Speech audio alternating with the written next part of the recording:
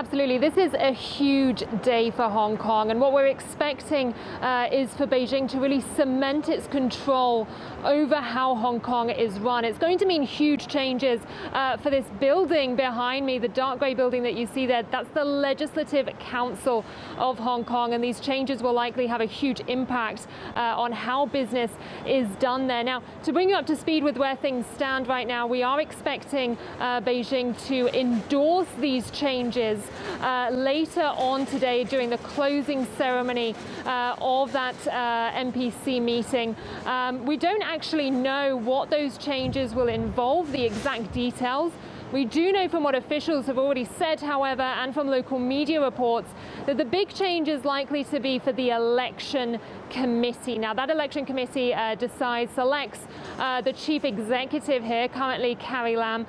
We're expecting that to be expanded, and we're expecting that to then include more pro-establishment figures.